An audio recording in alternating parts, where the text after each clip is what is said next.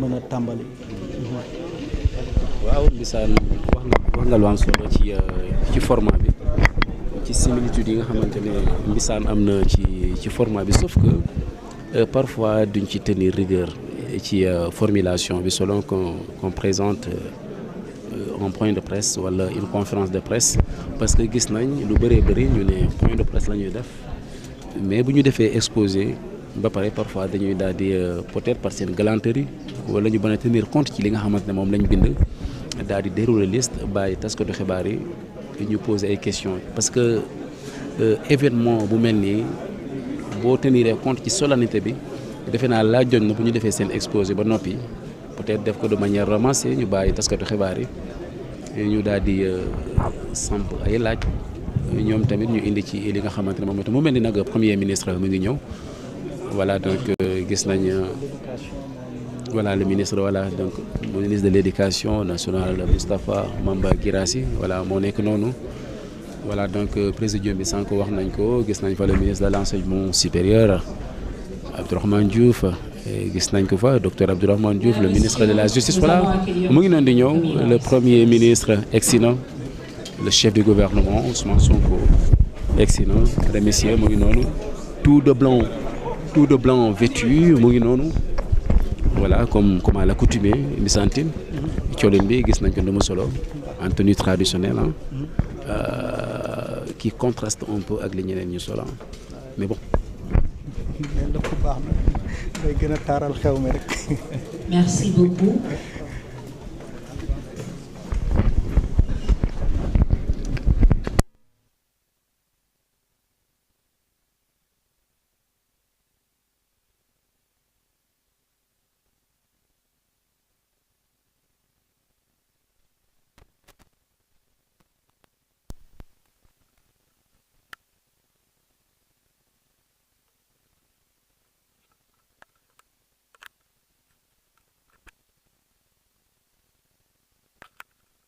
Introductif et pour la suite des échanges avec l'intervention des ministres qui l'accompagnent et nous nous retrouverons juste après ce premier tableau pour quelques questions et réponses et ce sera en fonction du temps qui sera imparti. Donc sans plus tarder, nous allons démarrer, mesdames, messieurs. Les caméras sont prêtes, me semble-t-il. Donc, Excellence, Monsieur le Premier ministre, je vous cède le micro. Merci.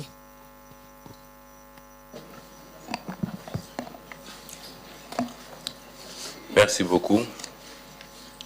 Bonsoir à tous. Je crois qu'avant de démarrer la cérémonie d'aujourd'hui, je souhaiterais demander à tout le monde d'observer une minute de prière à la mémoire de l'âme des disparus du Joola, puisque nous sommes aujourd'hui le 26 septembre, date de célébration de cette tragédie nationale et internationale. Merci.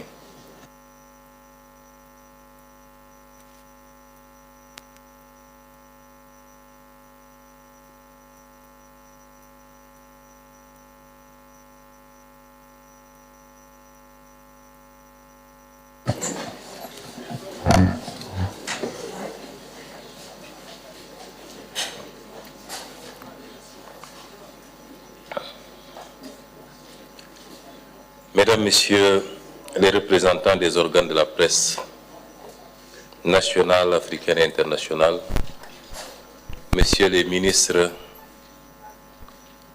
chers concitoyens qui nous suivez à travers les transmissions en direct, je m'honore d'ouvrir cette séance de présentation de l'état des lieux de notre nation, tout au moins en ce qui concerne la santé financière et budgétaire. Nous allons organiser en 2 à 3 étapes. Après mon propos introductif, M. Abdourahmane Sarr, ministre de l'économie et du plan, présentera le détail en version française de la situation. Ensuite, M.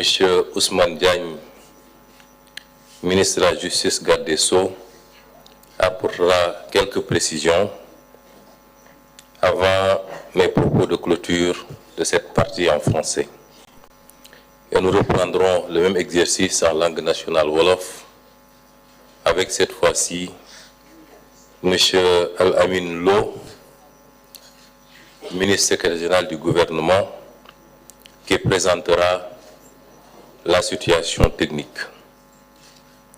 mbokk yi gannaaw bi ñu nuyoo ñëpp leen ziar di jaajëfal suñu mbokk taskati xabaar yi di nuyu kilifa yi fi teew yëpp ministres yi ak directeurs yi tey dañoo woote woon ndaje bi ngir faram fàcce rek li nga xam ne moom la Sénégal yëpp di xaar moom la suñuy am di jàmm ci àdduna bi di xaar mooy lan lañ fi fekk gannaaw bi yàlla dénkee réew mi son excellence le président Bassirou Diomaye Faye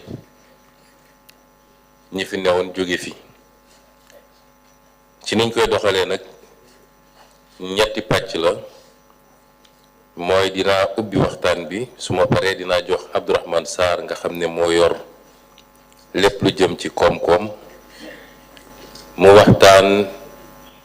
waxtaan gu xóot ci liñ fi fekk gannaaw sa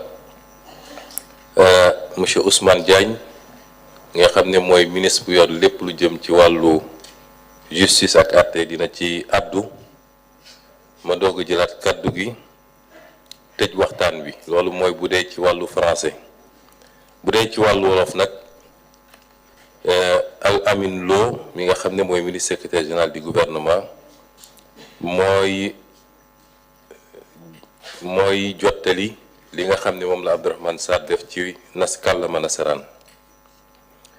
Mesdames et messieurs les représentants des organes de la presse nationale, africaine et internationale,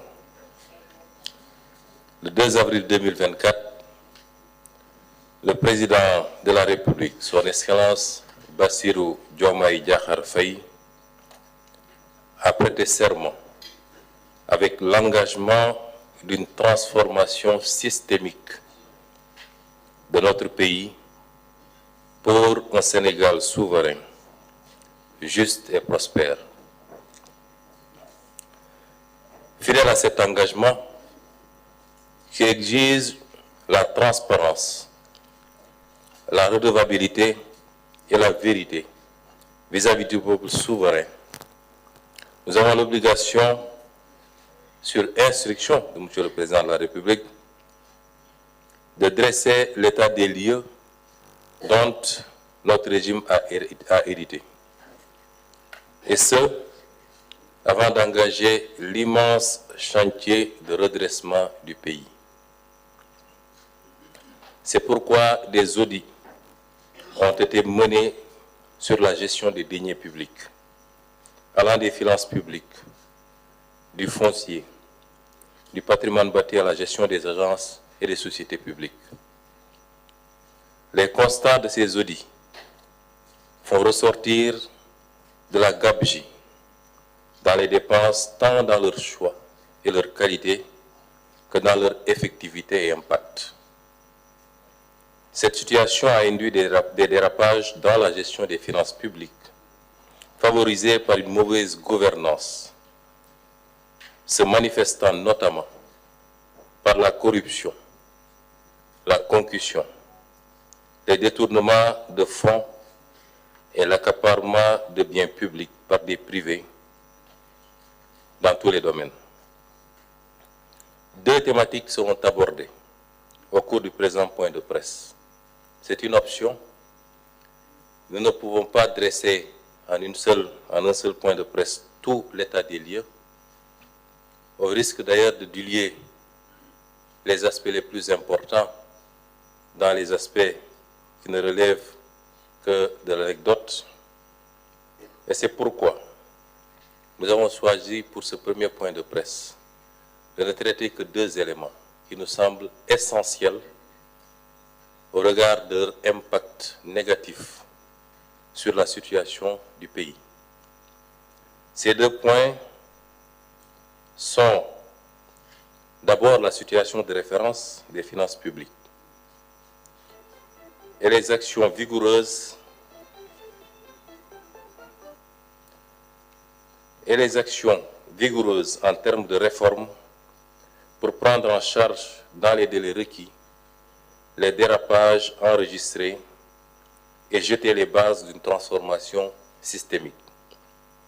C'est un premier point qui est important. Le dressage de la situation de référence des finances publiques, mais pas seulement.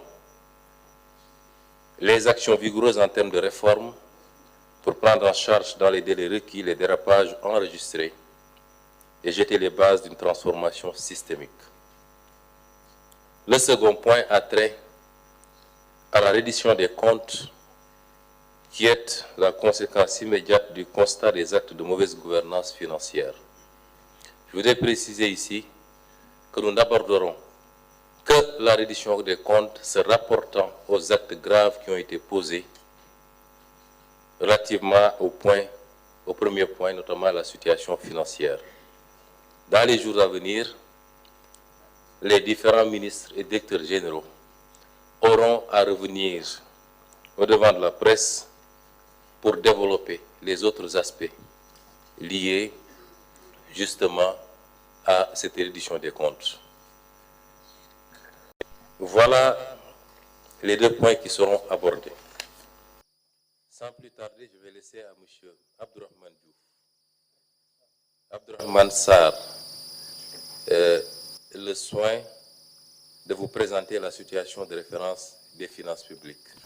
Merci.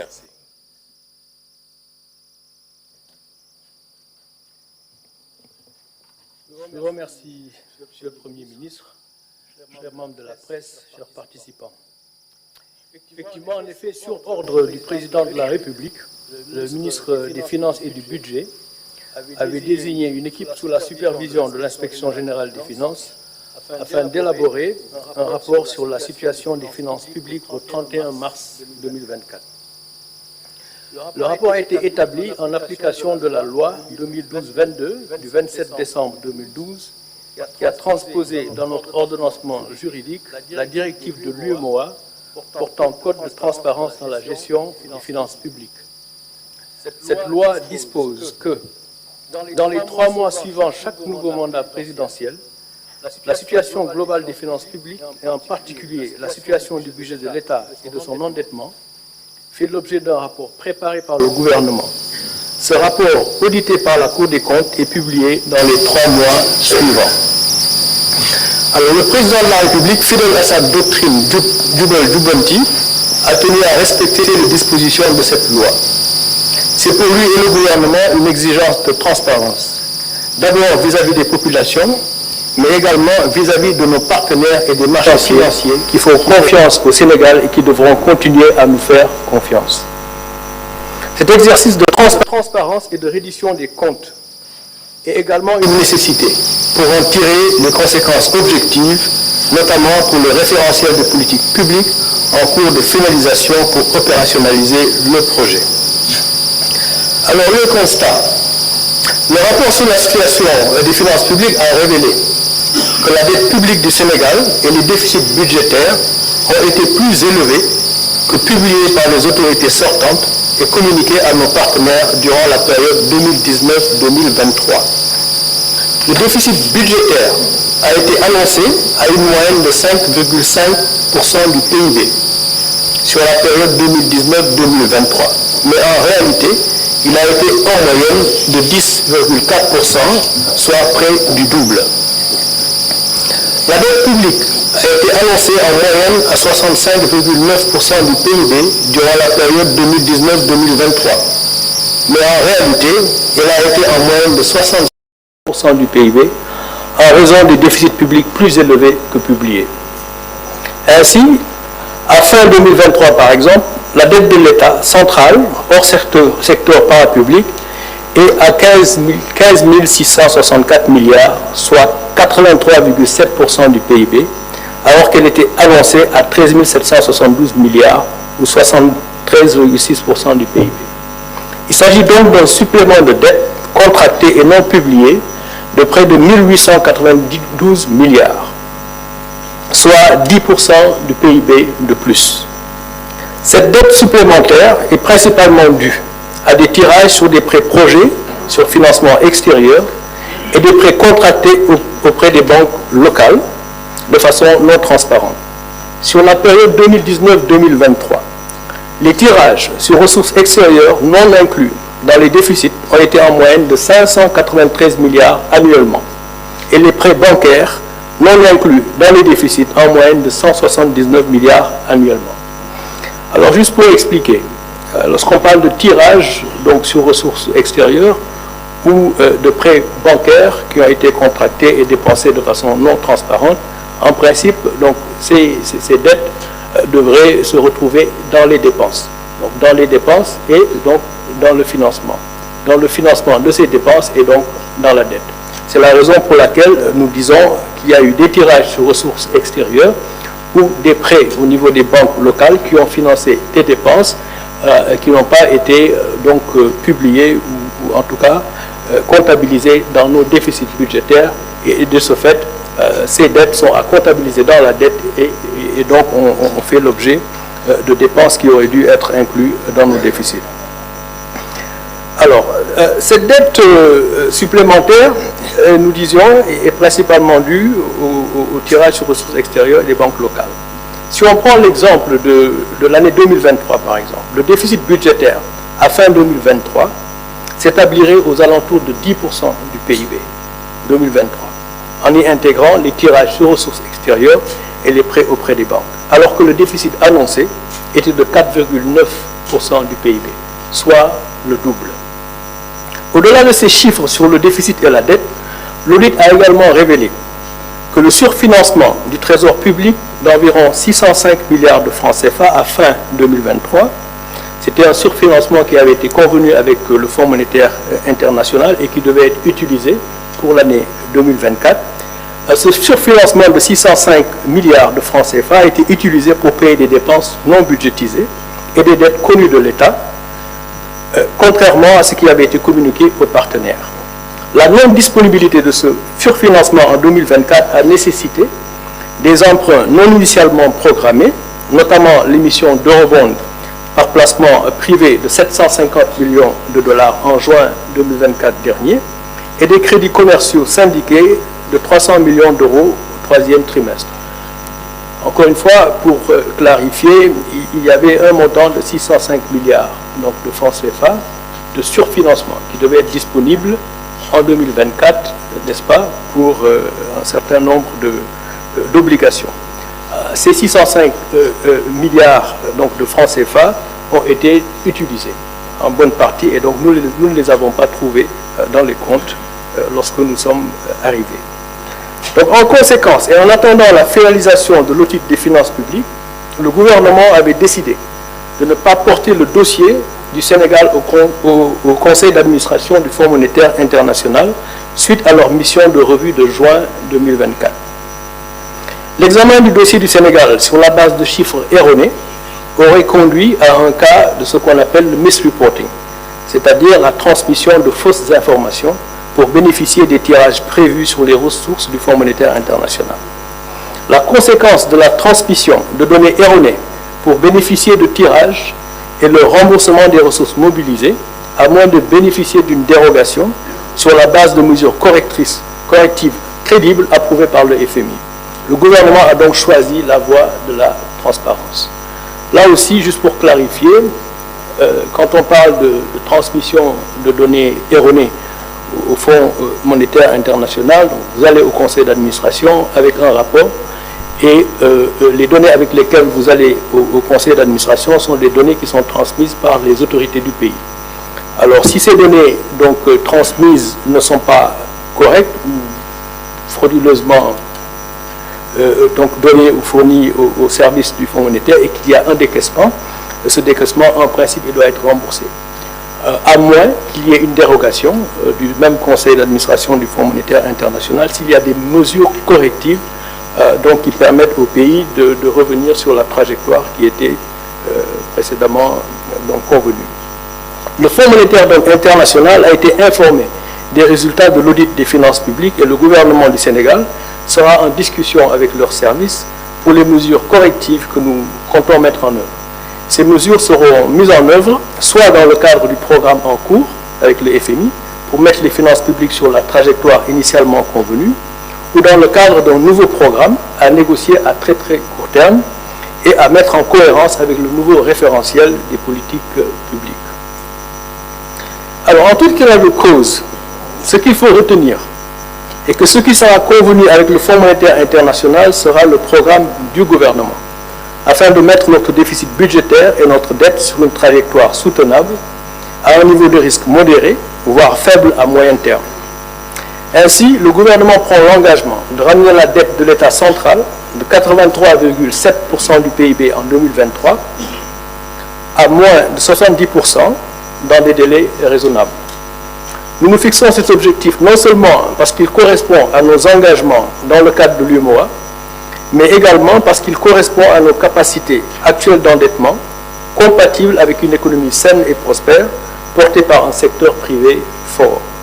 C'est l'ambition du projet du président de la République pour un Sénégal souverain, juste et prospère.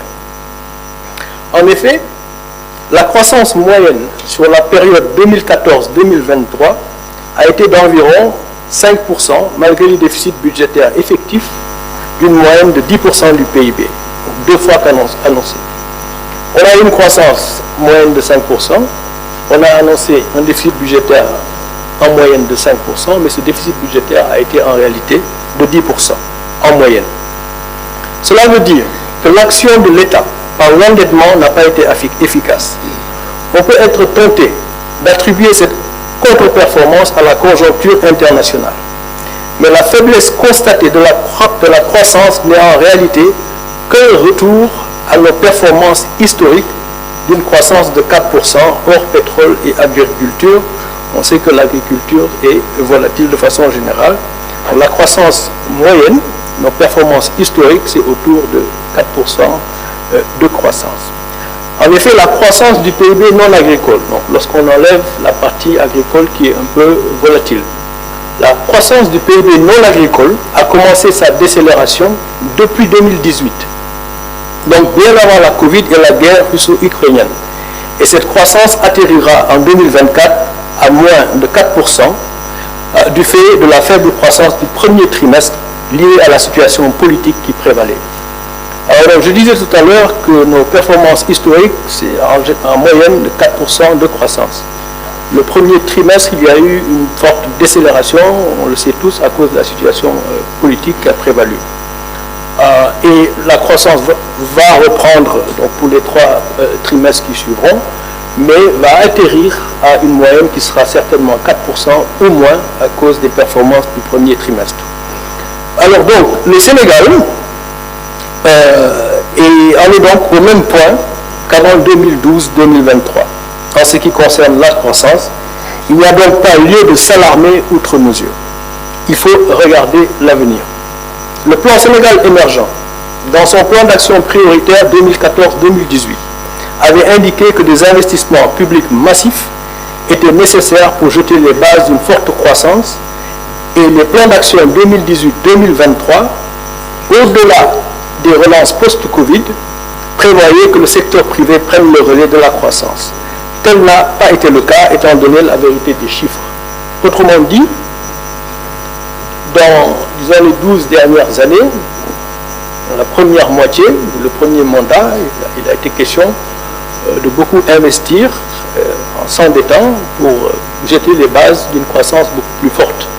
Et le secteur privé devait prendre le relais. C'est vrai, il y a eu la crise de la Covid et il y a également eu la crise russo-ukrainienne. Mais disons qu'il demeure que le secteur privé n'a pas pris le relais de la croissance et le déficit budgétaire dans cette stratégie a été le double de ce qui a été annoncé.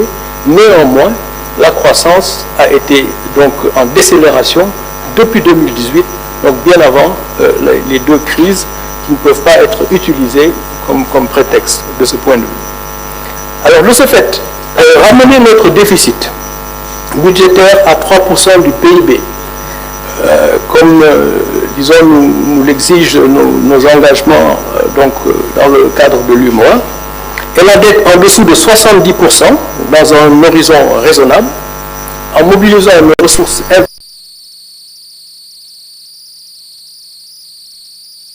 Alors, de ce fait, ramener notre déficit budgétaire à 3% du PIB, comme, disons, nous l'exigent nos engagements dans le cadre de l'UMOA, et la dette en dessous de 70% dans un horizon raisonnable, en mobilisant nos ressources internes tout en améliorant la qualité de la dépense, ne devrait pas nous coûter des points significatifs de croissance. Je dis bien significatifs, à la mesure où nous revenons à nos tendances historiques. Notre projet qui vous sera présenté ultérieurement devrait nous permettre de reprendre la croissance, mais ramener le déficit à 3%, la dette en dessous de 70% du PIB dans un horizon raisonnable ne devrait pas nous coûter donc des points de croissance significatifs. Il nous faudra alors faire une revue systématique des projets et des programmes sur financement extérieur pour déterminer ceux qui doivent se poursuivre et ceux qui seront arrêtés. Ce travail est déjà en cours afin d'améliorer l'efficacité des investissements publics. Les dépenses de fonctionnement seront également rationalisées, notamment par la réduction des subventions à l'énergie, nous y reviendrons, une stricte application des procédures de marché public, la maîtrise de la masse salariale et des stratégies d'optimisation de la commande publique et d'utilisation des biens et services par les administrations.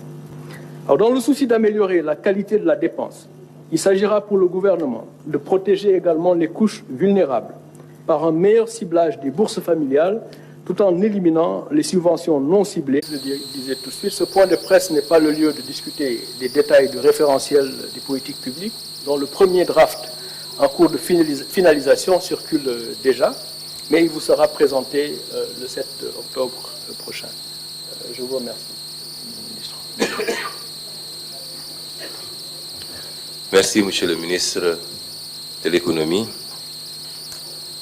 Je pense qu'il est important que tous les Sénégalais et toutes les Sénégalaises mesurent la gravité des moments que nous vivons.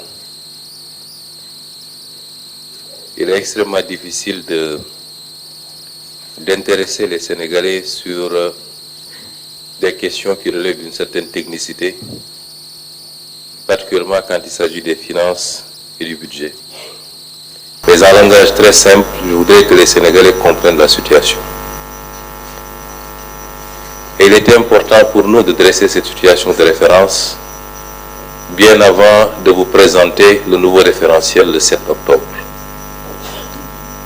Vous ne pouvez pas faire des projections sur les 25 prochaines années si vous n'avez pas fait l'état des lieux et la situation dans laquelle vous trouvez le pays. C'est d'autant plus important que, en tant qu'acteurs politiques, nous avons promis aux Sénégalais.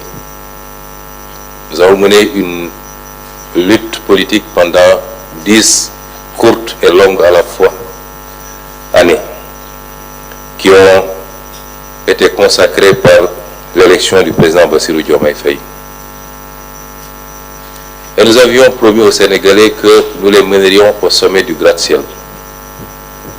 Et je confirme ici que par la volonté de Dieu, nous le ferons. Mais en le faisant, même si nous soupçonnions, et même si nous avions quelques éléments de preuve que la situation du pays n'était pas au beau fixe, nous étions loin de nous imaginer que les choses étaient si catastrophiques. Et donc ce que je voudrais dire, c'est que pensant être au premier étage, nous avions promis d'accélérer les choses pour amener le pays au sommet. Après l'inventaire et l'état des lieux, nous nous rendons compte que nous trouvons le pays au 4e sous-sol. Il nous faudra faire un effort de rattrapage qui exigera de notre part à tous beaucoup de sacrifices. Mais en langage beaucoup plus simple, c'est que le ministre vient de nous dire, c'est que les autorités que nous avons remplacées ont menti au pays et ont menti aux partenaires, en en falsifiant les chiffres publics, en donnant des données erronées, au moins sur les 3 aspects qu'il a soulevés, mais vous pouvez le considérer sur tout autre aspect, en l'occurrence ici, le déficit public, qui est au double de ce qui a été annoncé pendant tout ce temps. La dette publique, qui est 10 points plus élevée que ce qui a été annoncé. Et de manière constante d'ailleurs, de 2019 à 2023. L'exercice aurait pu remonter plus loin. On aurait su ici, la tendance avait pris départ un peu plus tôt, mais les 4 exercices nous suffisent pour voir à quel point le régime du président Macky Sall a menti au peuple, a menti aux partenaires, a tripatouillé les chiffres pour donner une image économique, financière et budgétaire qui n'avait rien à voir avec la réalité. C'est d'une gravité extrême. D'une extrême gravité. Sur le 3e point, il a abordé la question du surfinancement. De manière très simple, ça veut dire simplement que les partenaires avaient accepté que le Sénégal puisse aller en termes de levée de fonds au-delà de ce qui était annuellement autorisé, en prévision du début des 4 premiers mois de l'exercice 2024, qui dans tous les cas étaient des exercices incertains au regard des élections qui se profilaient. 600 milliards qui n'auraient dû être dépensés qu'à partir du 1er janvier, mais que le régime sortant a dépensé avant notre arrivée sur l'exercice 2023, ce qui est extrêmement grave. Il est important d'insister sur ce point, parce que la manipulation a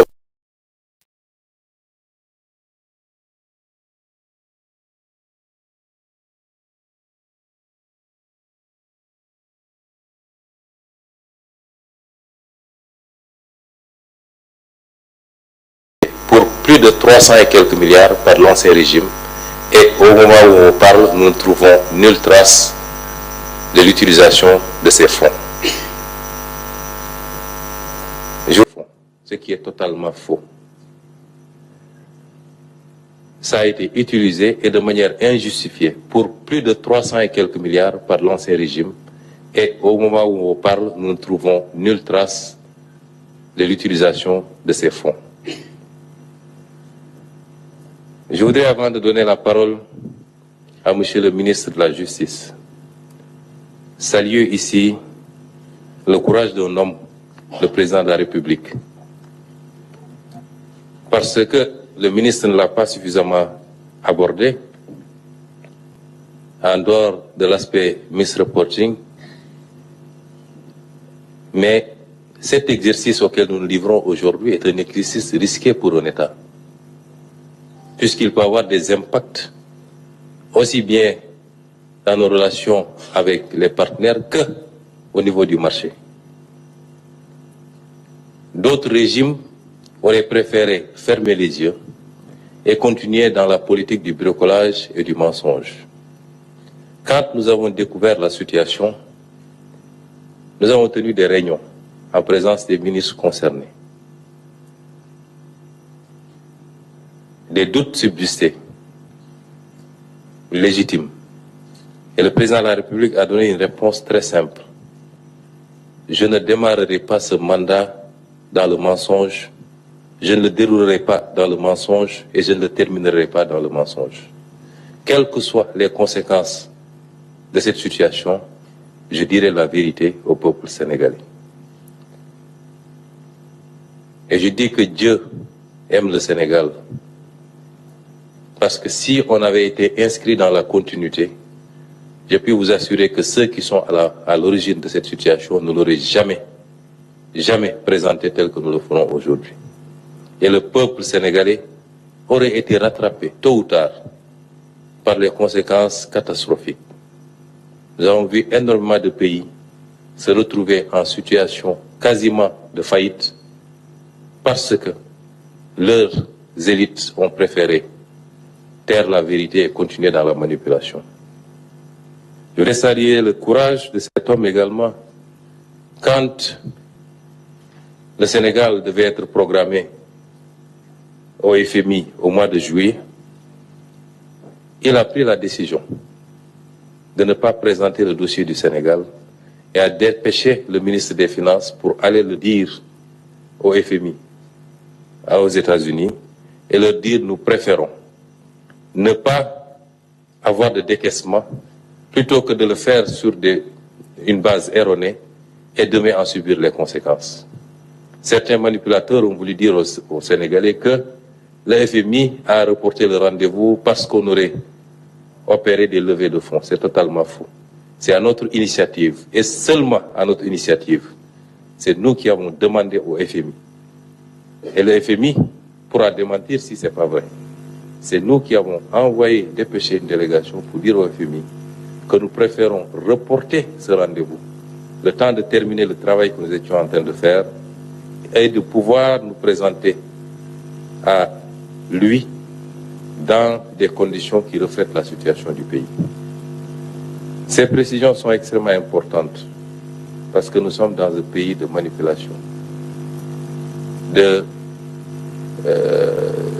diffusion de fausses nouvelles à longueur de journée. Et sur ces questions, j'inviterai tous les Sénégalais à beaucoup plus de retenue, parce qu'il s'agit de l'image du pays et de sa crédibilité à l'extérieur. C'est des questions qui relèvent à la limite de sécurité nationale. Et tout Sénégalais qui se prononce, quelle que soit la liberté dont il dispose, doit le faire sur la base de chiffres, de faits et d'informations vérifiées. Je m'en limiterai à ça.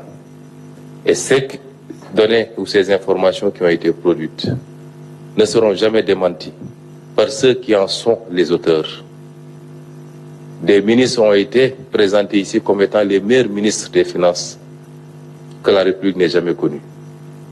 Le ministre Moustapha Ba, le ministre Amadou Ba, d'abord en tant que ministre et en tant que Premier ministre, et même le président de la République Macky Sall. Et tout ce beau monde a menti aux Sénégalais, a menti au peuple, a menti aux partenaires pour pouvoir simplement bénéficier de fonds et qui, j'y reviendrai après, le plus souvent ont été détournés de leur objectif. C'est une situation d'une extrême gravité qui appelle à l'exercice de situation des responsabilités, mais également la nécessité d'en tirer toutes les conséquences. Et c'est pourquoi je vais donner la parole à M. le ministre de la Justice qui donnera quelques éclairages sous l'angle juridique. Monsieur le ministre, vous avez la parole. Je vous remercie, Monsieur le Premier ministre. Monsieur le Premier ministre, Monsieur les ministres, Mesdames et Messieurs les ministres, Mesdames et Messieurs, le rapport que vient de nous livrer le ministre de l'économie, du plan et de la coopération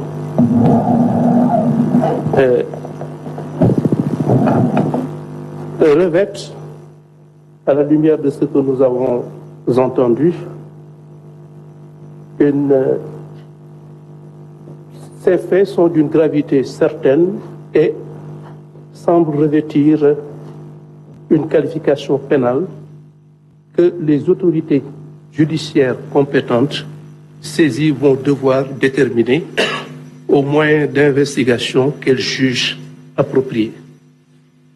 Il est vrai que nous sommes dans un état de droit.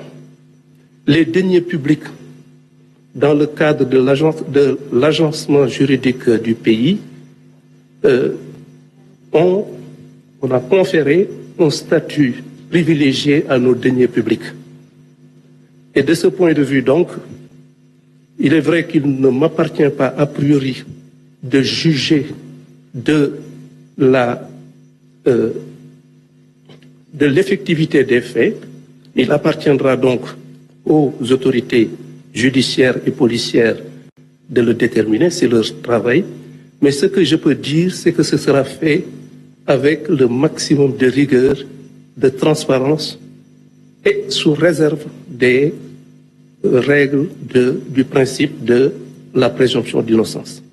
Mais ce qui est certain, c'est que toutes les conséquences juridiques et judiciaires seront rigoureusement tirées, les faits seront décortiqués de façon particulièrement transparente, claire et objective, les responsabilités situées et les personnes susceptibles d'avoir eu à commettre des faits contraires ou en infraction avec la loi pénale en subiront toutes les conséquences de façon rigoureuse.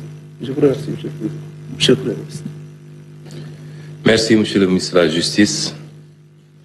En conclusion, en tout cas, je voudrais dire que le peuple sénégalais doit comprendre qu'on est à un tournant extrêmement important de la vie de la nation. Quoi de plus normal d'ailleurs que nous ayons choisi ce jour, que ce jour ait coïncidé avec la célébration de ce douloureux événement qui est là, le naufrage du bateau le Joola. Certains ont voulu dire pourquoi organiser ça ce même jour. Mais symboliquement, c'est la somme de nos négligences coupables et celle de nos autorités politiques qui est à la base de toutes les catastrophes que nous vivons. Si on en est là, c'est parce que malheureusement, des comportements comme ceux que nous voulons de décrire ont privé le pays d'un certain nombre d'atouts qui jettent aujourd'hui les jeunes dans les océans. Ont privé le pays d'un certain nombre d'atouts qui auraient réglé la question des inondations, puisque 750 milliards sont supposés avoir été engloutis. Il ne faut pas sous-estimer ces comportements.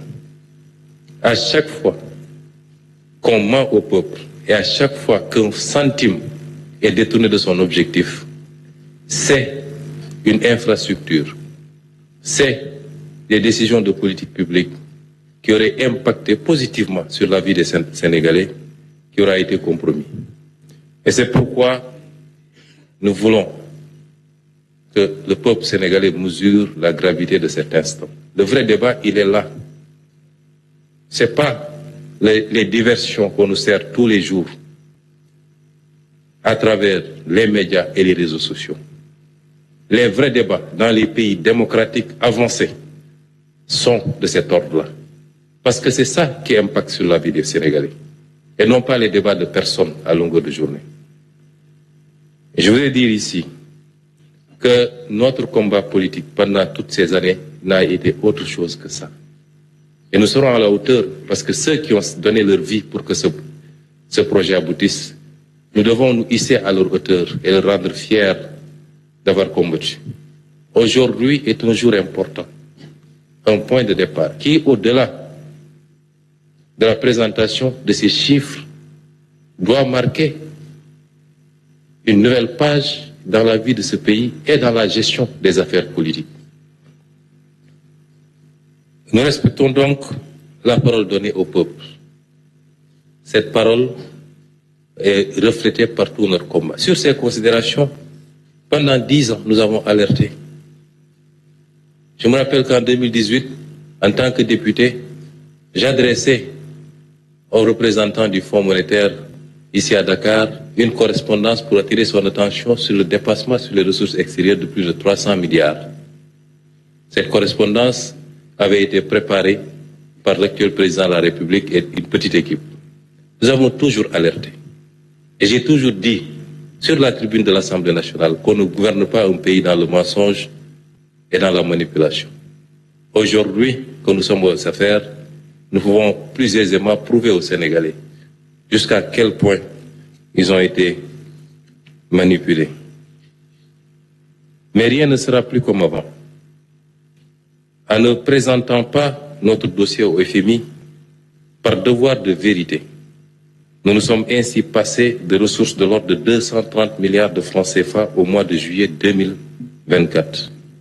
mais c'est la responsabilité de ceux qui ont manipulé les Écritures et qui ont privé le pays de ses ressources. Ceci pour ne pas nous mentir à nous-mêmes, mais pour ne pas mentir au peuple ni à nos partenaires techniques et financiers.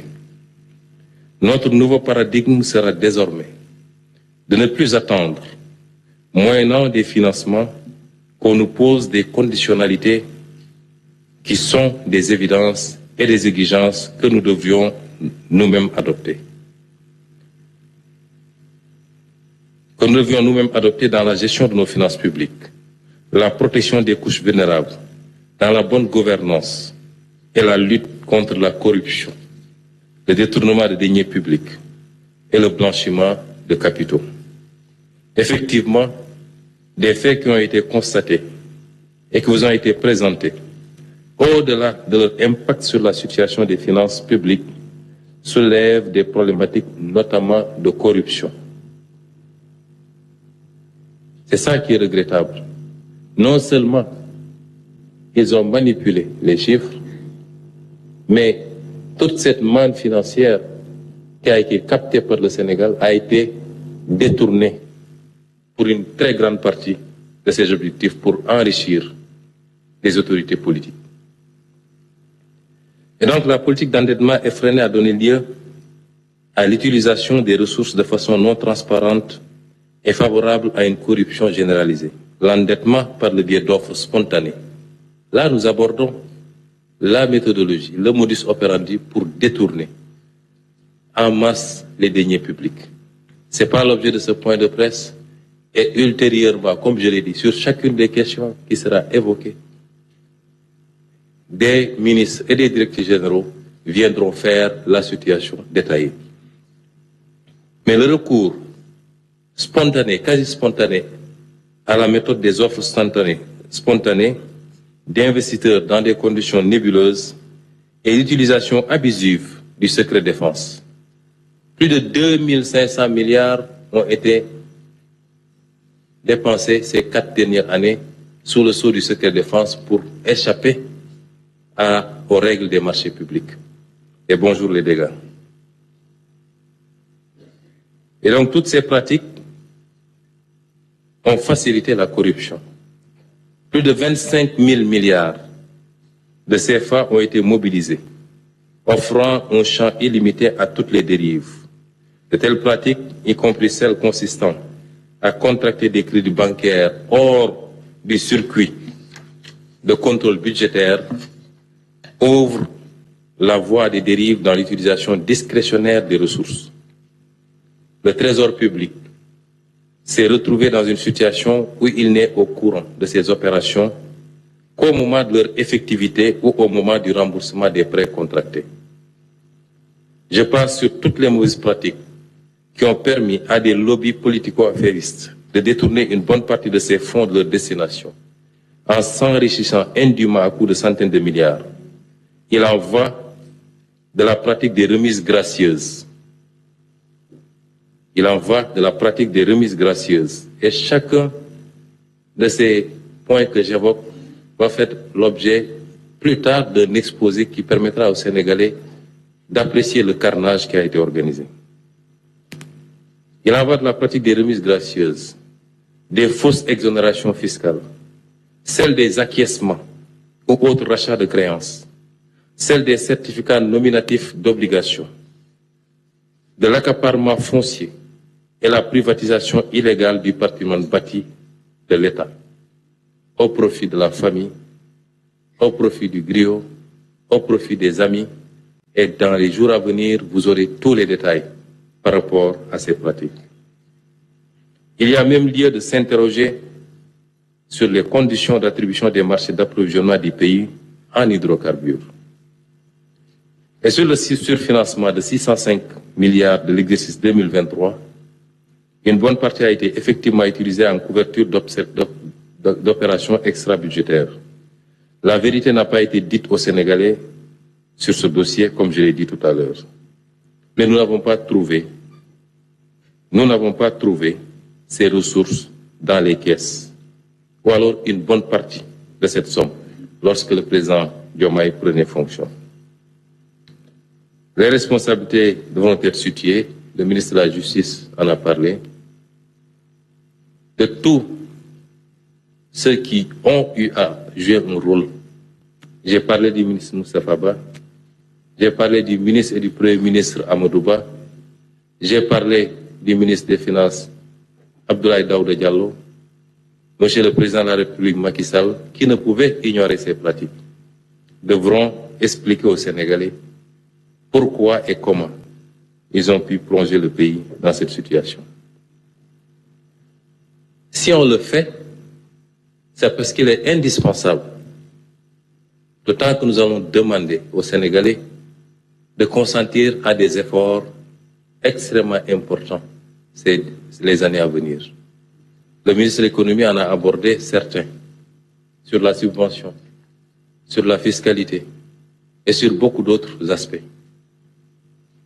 Vous ne pouvez pas demander au peuple de faire ces efforts sans pour autant que ceux qui sont les auteurs de ce carnage puissent venir justifier devant ce même peuple leurs actes.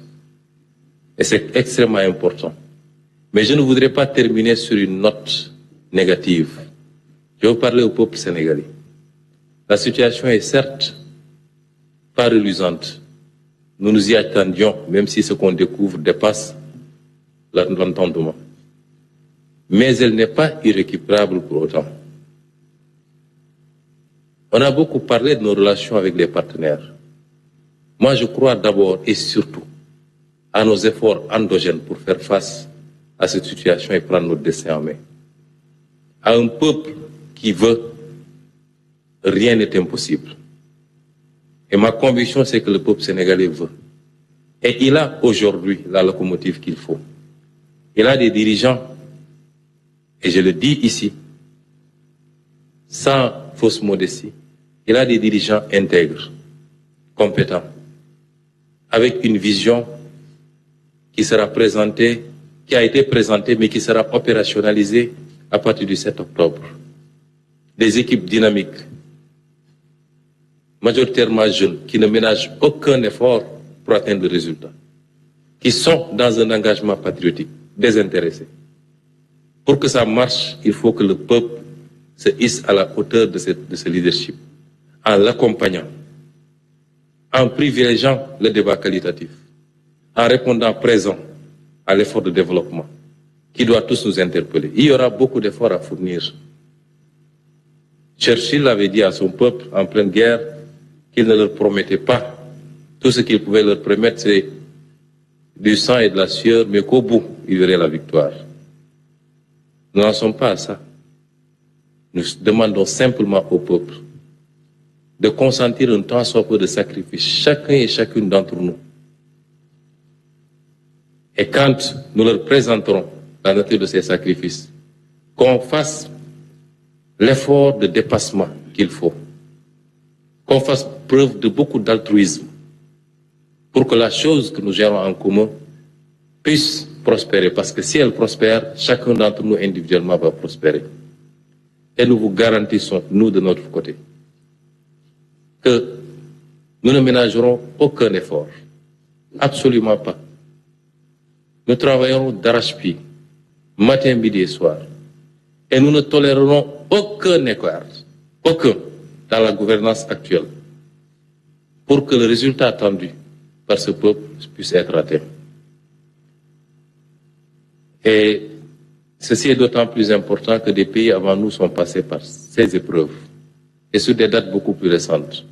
Et ces pays aujourd'hui sont donnés en exemple, parce qu'il y a eu le leadership, mais il y a également l'organisation, la discipline et l'engagement du peuple. Je vous remercie pour votre écoute et nous allons passer sans tarder à la version Wolof.